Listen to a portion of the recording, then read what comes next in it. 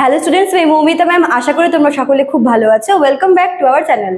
Students, আজকে আমি তোমাদের third semester major political science থেকে তোমাদের পেপার 4 আমি শুরু করে দিয়েছি অলরেডি অনেক আগেই। তো আজকে আমি তোমাদের পেপার 4 থেকেই ক্ষমতা বা জাতীয় শক্তি বলতে কি বোঝো এবং এর যে বিভিন্ন উপাদানগুলি রয়েছে তার মানে সেটা নিয়ে আজকের ক্লাসটা হবে। তো ক্লাসটি শুরু করার আগে বলে রাখি যে যারা এখনো আমাদের অনলাইন ক্লাসে যুক্ত হওনি বা যারা যুক্ত হতে চাইছো তারা কি দেরি না করে ঝটপট আমাদের অফিসিয়াল নাম্বারে কল করে বা মেসেজ করে যুক্ত হয়ে যাও। আমাদের অফিসিয়াল নাম্বার দুটো রয়েছে, একটা হচ্ছে 6295916282 আর একটা হচ্ছে 7076398606। ঠিক আছে, দেখো দেওয়া আছে কর্নারে নাম্বার দুটো, তোমরা দেখতেই পাচ্ছ।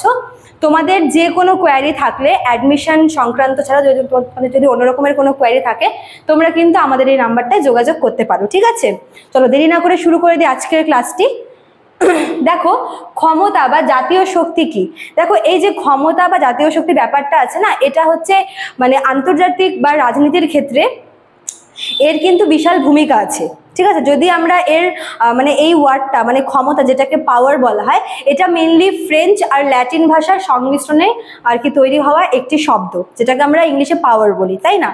দেখো, এই যে পাওয়ার মানে আন্তর্জাতিক রাজনীতিতে পাওয়ার বা ক্ষমতা বা জাতীয় শক্তি বলতে যে সংজ্ঞাটা দেওয়া হয়েছে সেটা কিন্তু সেরকমভাবে কোনো মানে অ্যাকুরেট কোনো সংজ্ঞা কিন্তু নেই। ঠিক আছে, অনেক রাজনীতিবিদরা অনেক রকমের সংজ্ঞা দিয়েছেন এবং তাদের প্রত্যেকের সংজ্ঞাগুলি মিলে কিন্তু একটা নির্দিষ্ট সংজ্ঞা তৈরি করা হয়েছে। তো সংজ্ঞাটা হচ্ছে এরকম যে এই যে ক্ষমতা বা জাতীয় শক্তি বলতে বোঝায় যে অন্যের মন এবং অন্যের কাজকর্মের উপরে পুরোপুরিভাবে নিয়ন্ত্রণ কায়েম করা এবং তার মাধ্যমে নিজের যেটা আর কি চাওয়া বা নিজের যেটা কার্য সেটাকে সিদ্ধি করা। মানে দেখো, যদি আমি কোনো মানুষের ক্ষেত্রে বলি, যদি কোনো মানুষের ওপরে আমার নিয়ন্ত্রণ থাকে তাহলে কিন্তু আমি সেই মানুষটার থেকে যেটা আমার প্রত্যাশিত কাজ বা যেটা আমার পাওনা বা যেটা আমি চাই সেই কাজ তাকে দিয়ে কিন্তু আমি করিয়ে দিতে পারবো। ঠিক আছে, তো এটা হচ্ছে আমার ক্ষমতা। মানে যদি কারোর কোনো ব্যক্তির ওপর বা কারোর ওপরে যদি কারোর নিয়ন্ত্রণ থাকে এবং সেই নিয়ন্ত্রণ দ্বারা যদি সে তার থেকে কোনো কার্যসিদ্ধি করতে পারে, তার জন্য কিন্তু সামর্থ্যের প্রয়োজন হয় এবং এই সামর্থ্যটাকেই বলা হয় কিন্তু ক্ষমতা বা জাতীয় শক্তি। ঠিক আছে, এবার দেখো এর বিভিন্ন উপাদানগুলি কি। তো মোট 6টা উপাদান আছে, মানে এই যে জাতীয় শক্তি বা জাতীয় ক্ষমতার উপাদানগুলিকে আমরা মোট 6টা ভাগে ভাগ করি। ঠিক আছে, তো প্রথমটা আছে যেটা দেখো, সেটা হচ্ছে ভৌগোলিক উপাদান। দেখো, ভৌগোলিক উপাদান বলতে আমরা মেনলি বুঝি যে একটা দেশ বা একটা রাষ্ট্রের অবস্থান, ঠিক আছে, সেই দেশের আয়তন, তারপর মনে করো যে ভূ প্রকৃতি, জলবায়ু, এই সমস্ত কিছুকে কিন্তু আমরা ভৌগোলিক উপাদান বলি। ঠিক আছে, তো আমরা এক এক করে বলি। তো ফার্স্টে যদি আমরা কোনো দেশ বা কোনো রাষ্ট্রের যদি আর কি অবস্থান সম্পর্কে জানি, দেখো একটা দেশ বা একটা রাষ্ট্রের উন্নতি তখনই সম্ভব হবে যখন সেই দেশটা মানে সেই দেশের অবস্থানের উপর কিন্তু একটা দেশ বা একটা রাষ্ট্রের মানে সামগ্রিক যে উন্নয়ন সেটা ডিপেন্ড করে। কিভাবে? মনে করো যে আমি একটা নতুন একটা শপ খুলবো, ঠিক আছে, তো আমাকে দোকানটা এমন জায়গায় খুলতে হবে যেখানে লোকজন যাওয়া আসা করে এবং যেই জায়গাটা হয়তো যথেষ্ট জমজমাট, তাই না? যদি কোনো নিরিবিলি জায়গায় আমি দোকানটা ওপেন করি তাহলে কিন্তু আমার দোকানটা চলবে না। কাজে একটা দেশ বা একটা রাষ্ট্রকে মানে এমন জায়গায় অবস্থানটা এমন জায়গায় হতে হবে যাতে করে আর 5টা দেশের সাথে বাণিজ্য করতে পারে, ঠিক আছে, বা অন্য কোনো দেশের থেকে হেল্প চাইতে পারে, মানে অবস্থানটা এমন জায়গায় রাখতে হবে। নেক্সট যেটা বললাম যে এরিয়া বা আয়তন। একটা দেশ খুব বেশি বড় হলেও যেরকম অসুবিধা, খুব ছোট হলেও কিন্তু অসুবিধা। যেরকম মনে করো যে একটা দেশ যদি খুব ছোট হয় তাহলে তাকে কিন্তু ব্যবসা বাণিজ্য বলো বা জিনিসপত্র আমদানি রপ্তানি মানে টোটাল সমগ্র বিষয় কিন্তু মানে পাশের কোনো দেশের উপরে নির্ভরযোগ্য হতে লাগে। ঠিক আছে, মনে করো যে যেরকম নেপালের ক্ষেত্রে দেখো বা ভুটানের ক্ষেত্রে দেখো, এগুলো যেহেতু ছোট দেশ, তো এদেরকে ব্যবসা বাণিজ্যের জন্য কিন্তু ভারতবর্ষের ওপর আরো যে আশেপাশের যে প্রতিবেশী দেশরা আছে এদের ওপর কিন্তু নির্ভরশীল হতে লাগে। ঠিক আছে, কেননা এগুলি ভীষণ ছোট দেশ, এদের ওখানে সেরকম মানে জিনিসপত্র আর কি পাওয়া যায় না, যার জন্য ওদেরকে বাইরে থেকে আমদানি করতে লাগে। এবার যদি আমরা দেখি যে কোনো দেশ যদি খুব বেশি বড় হয়, তবে কি হচ্ছে যে বাইরের শত্রু সহজে আক্রমণ করতে চাইবে না। কেননা একটা দেশ যদি বড় হয় তার মানে কি সেটা মানে অনেকটা এরিয়া জুড়ে অবস্থান করে, এবং একদিক থেকে যদি অ্যাটাক করা হয় তবে অন্য দিক থেকে আবার মানে পাল্টা আক্রমণের একটা ঝক্কি থেকেই যায়, ঠিক আছে। আবার দেখো যদি খুব মানে বড় হয় একটা দেশ বা একটা রাষ্ট্র, তবে কিন্তু মানে ওই দেশের সব জায়গায় ঠিকভাবে আর কি মানে পুরো দেশটাকে ঠিক করে কন্ট্রোল করা যাবে না, এটাও একটা প্রবলেম। কাজেই একটা দেশকে মানে মোটামুটি একটা সাইজের হওয়া প্রয়োজন, একটা এরিয়া জুড়ে অবস্থান করা প্রয়োজন, যাতে খুব ছোটও না হয় আবার খুব বেশি অতিরিক্ত বড়ও না হয়, ঠিক আছে। নেক্সট দেখো যেটা বললাম ভৌগোলিক উপাদানের মধ্যেই আছে জলবায়ু। এবার মনে করো যে যেই জায়গাগুলোতে, যেই দেশে বা যেই রাষ্ট্রে খুব মানে যেগুলো ঠান্ডার দিকের যে দেশগুলো আছে, সেখানে কিন্তু আমরা সহজ মানে খুব একটা সেখানে লোক ব্যবসা বাণিজ্য করতে চায় না ওই দেশের সাথে, ঠিক আছে।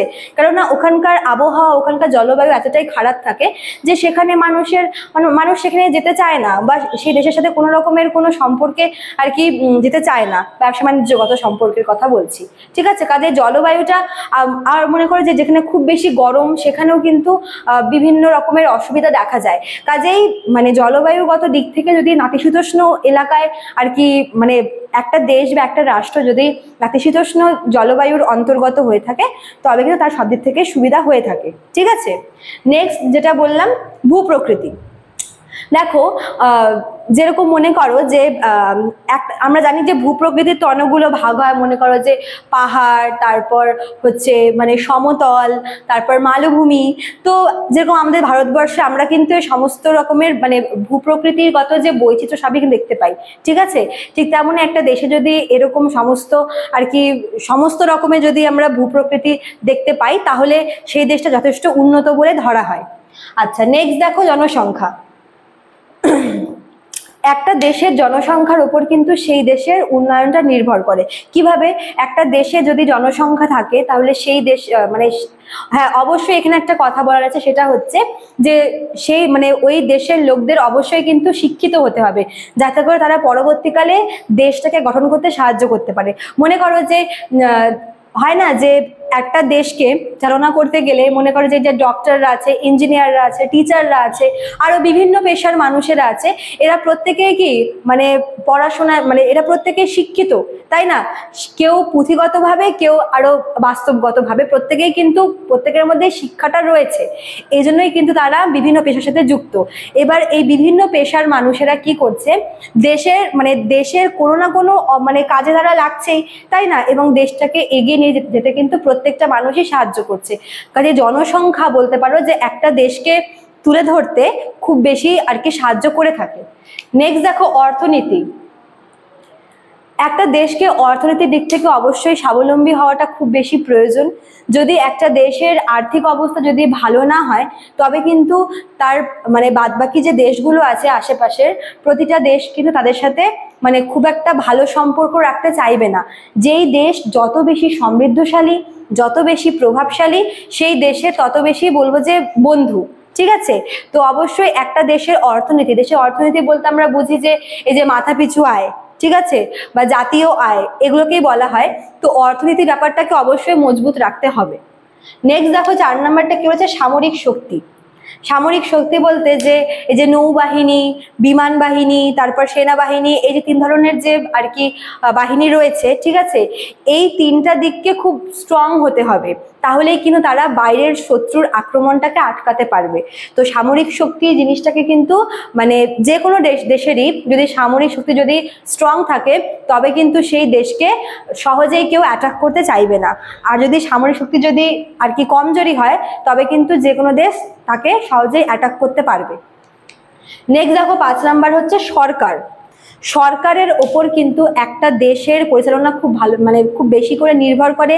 সরকার যদি দুর্নীতি পরায়ণ না হয়, সরকার যদি কর্তব্য পরায়ণ হয়, তবে কিন্তু সেই সরকারের আমলে বা সেই সরকারের মাধ্যমেই কিন্তু একটা দেশের উন্নয়নটা সম্ভব হয়। কিন্তু সরকার যদি দুর্নীতিগ্রস্ত হয়, তবে কিন্তু সেই দেশের বা সেই রাষ্ট্রের কোনো রকমের উন্নয়ন সম্ভব না। আর লাস্ট পয়েন্ট দেখো কূটনীতি, যেটা আগের দিন বলেছিলাম যে কূটনীতি হচ্ছে এমন একটা মানে পদ্ধতি বা এমন একটা প্রক্রিয়া যার মাধ্যমে এক দেশ আর আরেকটা দেশের সাথে খুব ভালো করে সম্পর্ক বজায় রাখতে পারে।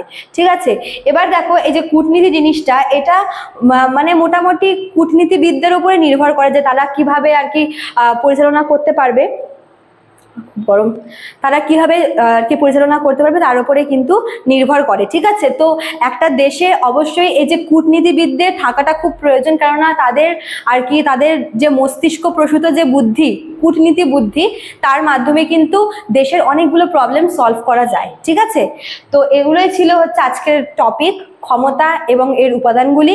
আশা করি তোমরা বুঝতে পারলে, প্রতিটা পয়েন্ট আমি খুব ইজি করে বলার চেষ্টা করলাম তোমাদের।